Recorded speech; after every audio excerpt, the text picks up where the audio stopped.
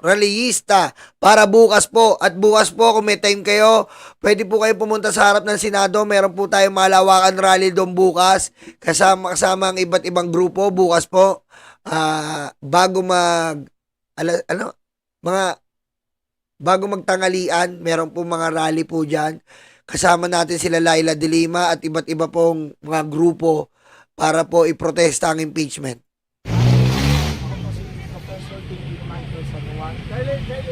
Convenor ng Taong Bayan ayaw sa magnanakaw at Abusado Network Alliance o tama na. Kasama po ang iba't ibang leader, sindiko, mga nasa academy, mga profesor, mga taong simbahan, mga kabataang estudyante, health workers at napakarami pang ibang sektor.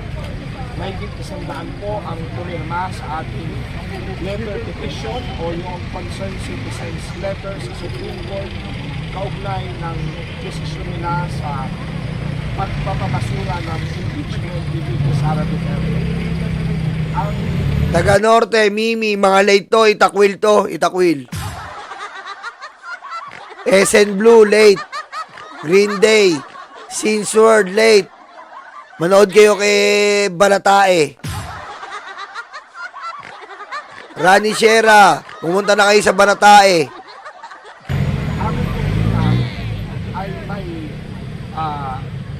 Apat na dahilan, tatlong dahilan kung bakit namin ito sinulat. Bambi, late. Doon ka manood kay Banatae. Felicita, late. Nood sa Banatae. Milan, Italy. Malu, Maldita. Punta na sa Banatae. O kaya doon sa abogadong nagdonotary public. Wala kang puso, hayop ka! Jocelyn De Leon. Yan, late.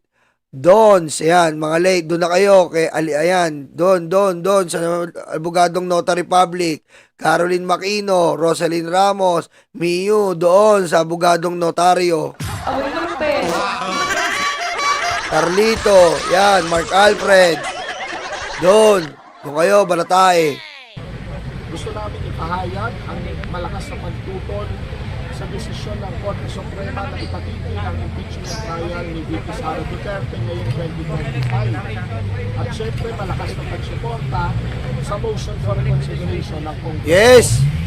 Pinapahayag din namin ang aming kahilingan na magpatawag ng public oral arguments ang Korte Suprema. Tama po talaga. Dapat po tayo, meron po tayo public oral argument. Tandaan po natin, pasahod po kayo ng taong bayan, Korte Suprema. At hindi po tayo panahon pa ng typewriter. Okay? Kasi po, Korte Suprema, naiisip po ng iba. Nagkakaroon po ng isipin. Pag ang issue po ay tungkol sa ating administrasyon, may oral argument po. Talagang naririnig ng buong taong bayan at nalalaman nila na parang lumalabas pa nga na kurakot ang gobyernong ito, may oral argument. Pero pagdating po dito sa Sara Duterte impeachment, bakit naman 1 linggo lang, wala pang oral argument, bumabagyo, tapos walang pasok ang gobyerno, sabi ng Pangulo, pero ang Korte Suprema naka-amphibian Duterte tank na nagpunta dyan sa Gods of Paura at nakapag-decision sila. Walang bagyo. Congratulations! Pasok na kayo sa Guinness Book of Records.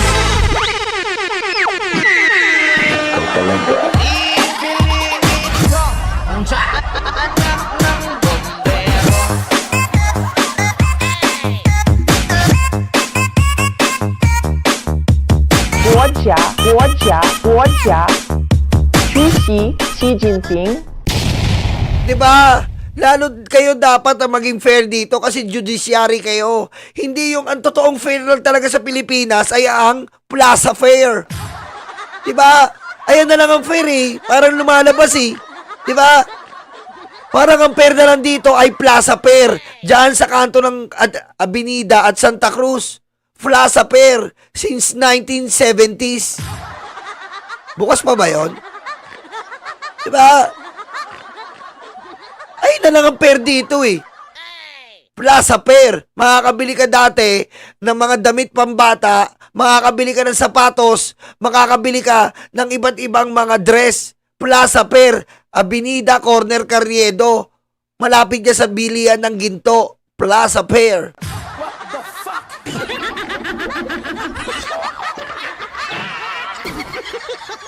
Diba? Yan po ang nirereklamo ng taong bayan. Paano naging ganito? Walang oral argument. Yun po ang importante. Kailangan po magdidesisyon kayo. You must have to be transparent. Okay? But in this case, wherein the situation that you are into is we have a storm. You know, we have a storm last week. And then suddenly, truly, madly, deeply, diba?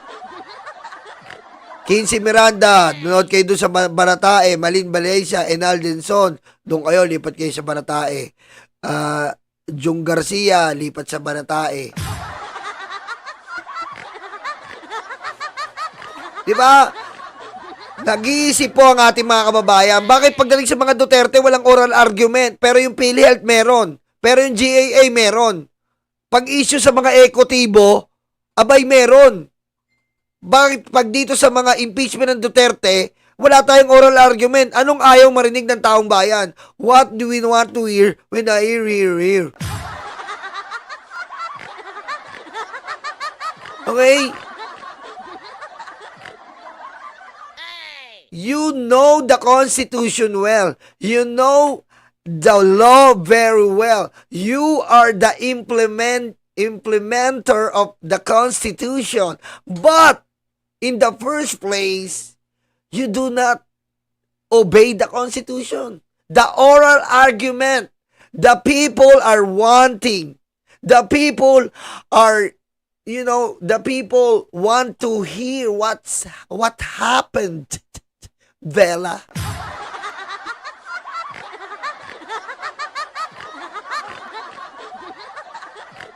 Grace is Gays. Cereza Force be with you. Doon kayo sa Baratae. Kim 30.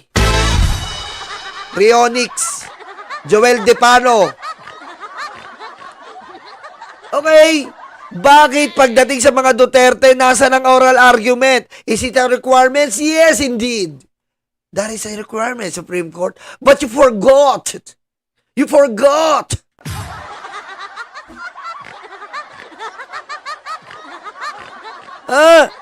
Bakit? May tinatago ba tayo? Mahal natin Suprema Korte?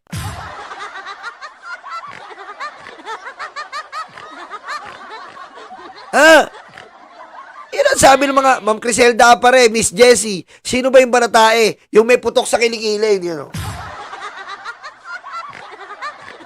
Hanapin mo yun, may putok sa kilikili. Dito. Bali dito. Mula dito hanggang dito. Maitim, blackout. Parang 90s, blackout.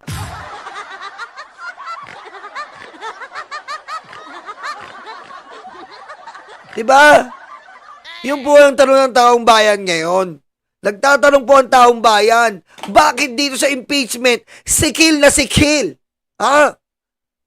Sikil na sikil ang pagpapahayag ng damdamin at pagiging patas. Sikil na sikil eh. May nakalimutan kayo, oral argument. Tapos, nagdidesisyon kayo, December 2. February pa ang refiling. December 2 yung tinabla nyo. What the fuck?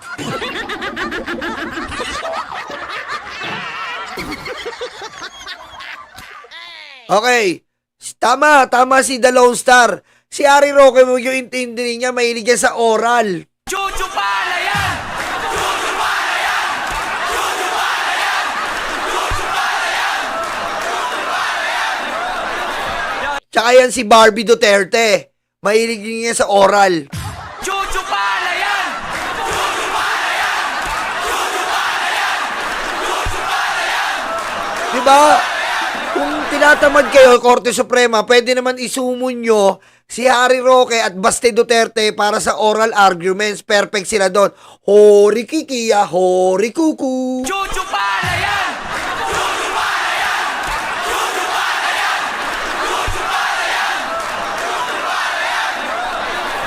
yan! Pakinggan natin to. Mensahan ni House Speaker Martin Romualdez ang paghain ng Kamara ng apela sa desisyon ng Korte Suprema hinggil sa impeachment ni VP Sara Duterte. Nagbabala naman ang isang kongresista na pwede raw ipa-impeach ang mga maestrado kung babaliwalain ang mosyon ng Kamara. Bakit? Hindi ba pwedeng i-impeach?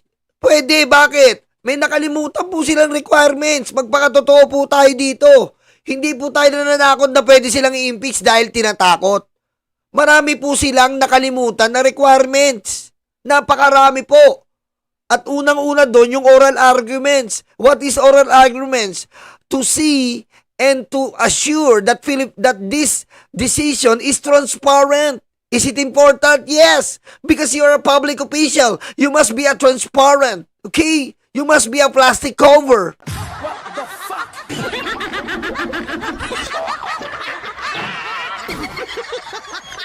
Okay?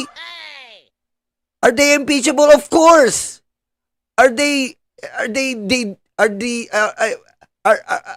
Amen.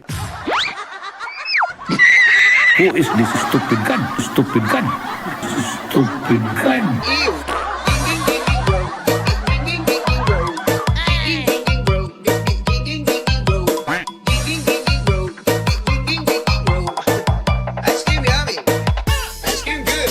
Hindi po siya naliligo.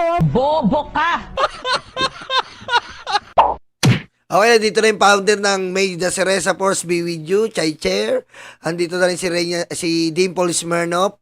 Ayan, nandito na po ang marami po matatanda ngayon. Wenley. Ayan, shoutout sa inyo. At shoutout po sa namit kong matanda kagabi. I love you, nanay. Isa pong BBM supporters na nakahiga po siya na bedridden na. Nay, I love you. Pinuntahan po natin siya kagabi. I love you, nanay. Shoutout sa inyo. Sana nanonood kayo. Sabi niya, ikaw ba yung nasa TV? Yes, nay, I am. Ang pogi mo rin. Mas pogi ka sa personal. Anak.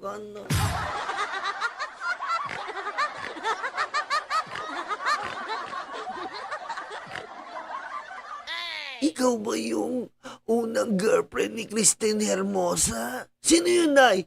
Si Dieter Ocampo? Hindi po. Ako po si Dirty. What the fuck?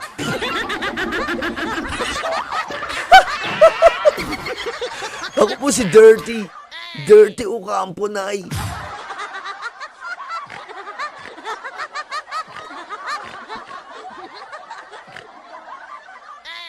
Ayan, shoutout po. Ngayon, nagtatanong, ang dami po nagtatanong, impeach po? May impeach sila? Kasi po, meron po silang nakalimutan eh. And ang parang dating po ng Supreme Court dito sa kanilang individual comments, meron po kasing individual comments yan. May nagsabi pa doon na imura ng Kongreso. Bakit ganun salita ng Korte Suprema? Nasasaktan ba kayo, oh baby? Sa tuwing nakikita ka? Naninubugo, oh baby, kung may kasama kang iba? Pagkat ikaw ang tanging laman ng aking puso, ng aking buhay. Ang halik mo, namimiss ko. Ang halik mo, namimiss ko. Bakit iniwan mo? Asim.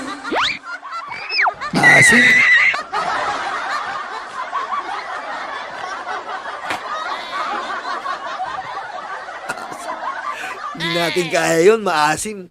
Hindi natin kaya. Maasim. Pass.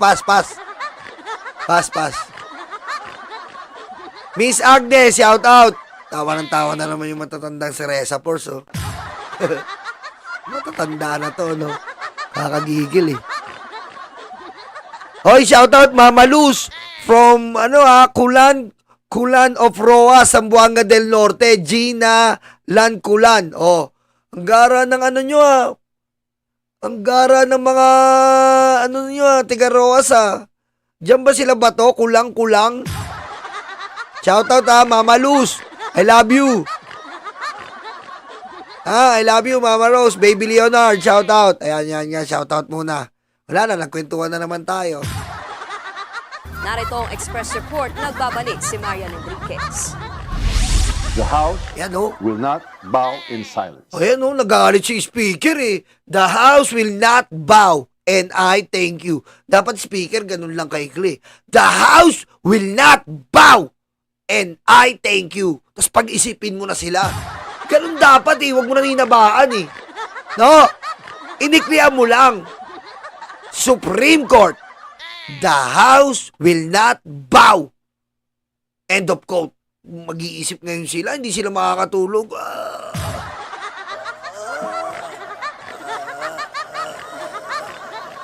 Wala kang puso, hayop ka! Diba? Diba? Dapat ganun lang. Iniklian mo lang. Speaker, mag-iisip yan. Di yan makakain ng 2 linggo.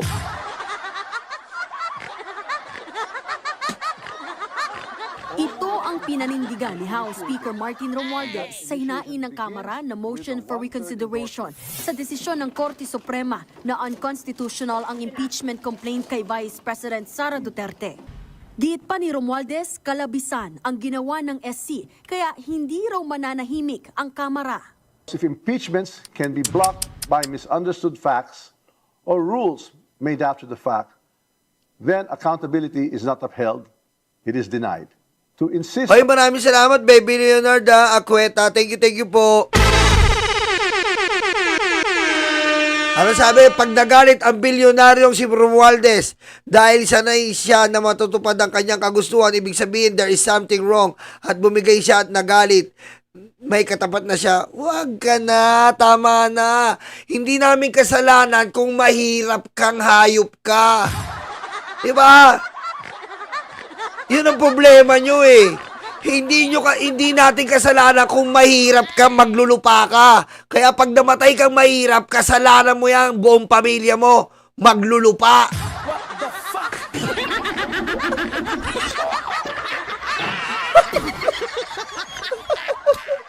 Diba? Hindi mo na kasalanan yan, ha? Wala, inggit kayo eh. Mayaman na talaga yan eh. Anong gagawin natin? Magpapakahirap muna sila? Ha? Yung mga Marcos, mayaman na talaga eh. Ang gagawin natin? Gusto mo? Ha? Mahirap muna bago magsimula? Kasalanan mo yan, mahirap ka. Nakasahod ka sa tubig ng aircon. Wala kang puso, hayop ka! Ha? Oh. Inggit kayo eh.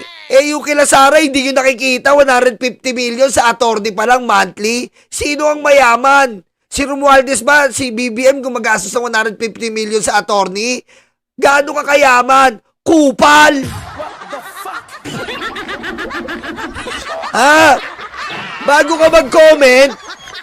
ka mag-comment, ha? Uminom ka muna ng tubig ng aircon, kumain ka muna ng boy bawang para may sustansyang kapiraso. Wala kang puso, hayop ka! Ha? Ano gusto mo? Mahihirap muna umapila. Mayaman na sila, anong gagawin natin? Oh, ano gusto mo? Mayaman na sila eh. Anong gagawin natin? Ang mahirap, mayaman ka, ginagastos mo lang sa katarantaduan. Nag-aabogado ka ng 150 million, isang abogado pa lang monthly. Tapos magpapanggap kang mahirap, pusang ina ka. Ha? Yun ang mahirap. Mahirap magpanggap na mahirap. Yun ang mahirap. Kasi nakakagastos ka ng 150 million. Nakaka-travel vlog ka every week. Oh. Nakakabigay ka. Bukod sa umiiyot ka. Bukod sa umiiyot yung kapatid mo na bibigay pa ng Hermes souvenir. Mahirap magpanggap na mahirap, kupal. What the fuck? Ano? Sabihin natin kay Romualdez, magpanggap ka muna mahirap, Romualdez, bago ka magsalita. Eh yung iba, mahirap daw sila. Hindi nagpapalit daw ng polo yung tatay niyang namiminger ng katulong. Pero nung bubuksan ni Trillanes yung bank account, ano? Nagalit, pupukpukin ng mikropono. Oh. At sino ba ayaw matuloy yung impeachment kung wala kang tinatago? King ina nyo. Wala kang puso, hayop ka! Ano? Ano? Yan ang sinasabi ko sa inyo eh. Oh. Diba, hindi namin kasalanan kung mahirap ka, pusang ina ka, maglulupa. Patay gutom, pulube. Ha? Ha? Pare-parehas lang tayo maglulupa. Kupal. Ha? Pero ako, pipilitin ko. Habang nabubuhay ako, hindi ako mamamatay na mahirap. Ha? Pipilitin ko yan. Ikaw, diyan ka na mamamatay, kupal.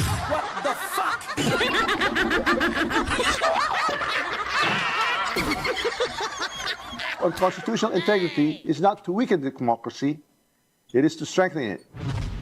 Binigyang diin sa mosyon ang pagtatama ng Kamara sa anilay factual misreadings ng Korte Suprema. Gayon din ang basta-basta na lang daw na pag-i-impose nito ng bagong patakaran. Tama, hindi naman basta-basta ganon. Mag-i-impose ka ng bagong patakaran, naturalmente, unconstitution. Diba? Unconstitutional. Binago mo eh. Diba? Binago mo, kaya unconstitutional. Oh, diba? Sabi ng Kamara, kumilos sila sa impeachment complaints nang naaayon sa konstitusyon. Wala rin daw silang pinabayaang impeachment complaints. Inaksyonan daw ng Kamara sa loob ng 10-session day ang isinumite na ika-4 na impeachment complaint sa Senado. At matapos itong masumite sa Senado, doon lamang daw in-archive ang naunang 3 impeachment complaints.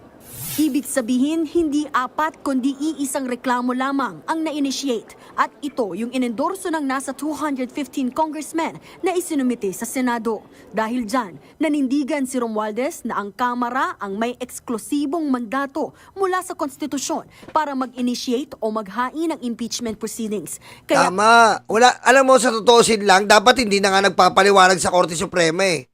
Sa totoosin lang po dapat hindi ka na magpapaliwanag kasi nga, nasa konstitusyon eh. Barado kagad sila eh.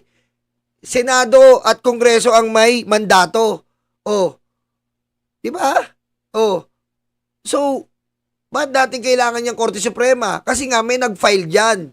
Oh, may nag-file dyan. Ang gulat lang natin, ang hatol nila, unconstitutional. Paano nilang mahatulan ng unconstitutional na hindi naman sila yung sole power?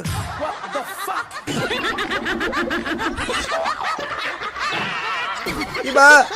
Tapos ang magtataka ka pa, sinundan yung Francisco ruling nila. Yun ang binago nila. Ipang Noskal. Salamat po, Ipang Noskal. Diba? Yung ruling nila ang sinundan, yung ruling din nila ang binago. Yung po nakapagtaka eh. Sa tutusin lang po, prangkahan tayo. Maraming magagalit na piling matalino tayo. Pero kung tutusin po, in-explain na po natin yan, pwede natin hindi pakinggan ng Korte Suprema kasi hindi nila sakop tong impeachment. Wala po at hindi nakaatang sa kanila yan. Nakaatang sa kanila ang mga ordinary case, high profile case. Yan po nakaatang sa Korte Suprema. Corporate case, murder case, any case ang Korte Suprema po. Ang may jurisdiction, ang may president, dyan po dyan sa lahat. Pero regarding po sa impeachment, sinabi ng maliwanag ng konstitusyon, hindi nyo sakop yan. Kahit anong gawin, kita mo kaya nga ginawa ni Manny Villar yan eh. Inabuso ni Manny Villar yung power. Diba? Inabuso ni Manny Villar, ni Subiri ang power na yan. Kung saan inimpeach nila sa ERAP. Pinukpok nila ng pinukpok. Total, sila ang may kapangyarihan lamang sa impeachment eh. Nakailan ba kayo doon? Mali yung ginawa nila. Hindi nila binigyan ng pagkakataon makarinig o magkaroon ng Commission on Justice hearing. Walang ganun. Pinersa nila, aminado sila. Umepal ba kayo doon, Supreme Court? Sumausaw ba kayo? Hindi. Tahimik lang kayo. Ba't dito, biglang gumigit na kayo? Yun ang nakakapagtaka. Pag na-impeach pala si Sara, na-impeach ang isang opisyal, pwede pa tumakbo sa Supreme Court, humingi ng backer. Ganun. Diba? Hindi ganon. Pag na-impeach ka ng Kongreso, wala kang magagawa. Ang due process na hinahanap ng Supreme Court ay nasa impeachment court. Yung po ang due process. Ang labo na desisyon ng Korte Suprema eh. Sorry po pero yung hinahanap yung due process, di po ba nandun yon sa try and decide sa impeachment court? Diba? Di ba ganun po yun? Yung hinahanap nyo sa amin ng due process sa nasa sakdal ay nandun sa hearing. Yun ang due process. Doon siya magpapaliwanag. Kaya nga nasa Senado yan at Kongreso eh. Kaso pinangaymasukan ng Korte Suprema. Naghahanap sila ng due process. Eh hindi naman to ordinary case eh.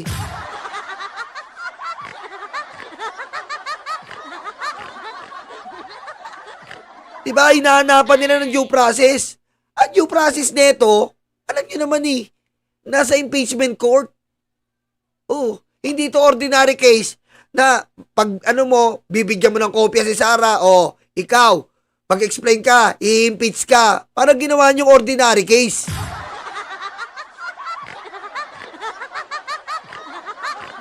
Oh, Nananawagan silang i-reconsider ng Supreme Court ang kanilang desisyon.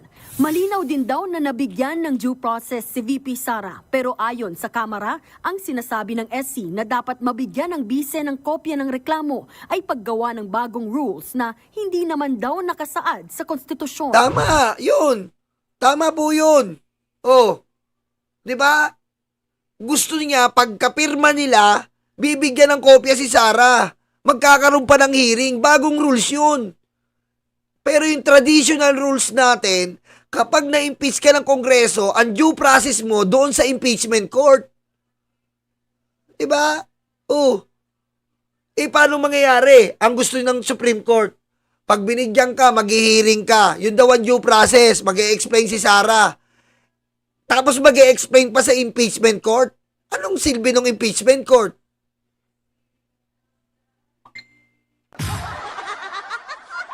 Oh, To invent new rules now and apply them retroactively is not just unfair, it is constitutionally suspect. Pero paano naman kung baliwalain ng Korte Suprema ang mosyon ng Kamara? Ayon kay mamamayang Liberal Party List Representative Leila De Lima, pwedeng ipa-impeach ang mga mahistrado. We cannot blame anyone or any group. yan po. Yan ang mangyayari dyan. Mauubos talaga sila. Mauubos ang cronies ni Duterte yan. Mauubos. Wala. Butas na butas sila dito eh. Butas na butas sila. Kasi bakit? Oral argument pa lang eh. Wala kayo eh. Ang laking butas na nun eh. Being transparent. Hindi nyo nagawa. Pwede talaga kayong impeach dyan. Oh. Wala na, i-impeach talaga kayo dyan. May impeach kayo. Kasi ang daming yung nilaktawan na proseso. Ang daming yung dinagdag. Diba? Tapos, ang comment nyo parang kayo ang kamag-anak ni Sara. Sabihan yung immoral ang Kongreso. Tama, Roel San Pedro. Mauunahan nyo pa si Sara. Kayo mai-impeach.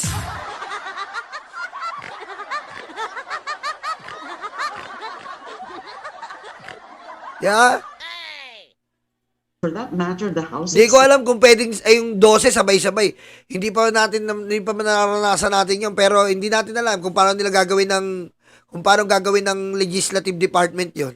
itself, if it would also consider the filing of impeachment case against the Supreme Court justices themselves.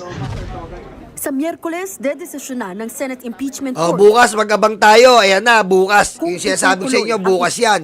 impeachment trial o ititigil ito. Nagbabalita mula Ayan, bukas natin naabangan yan.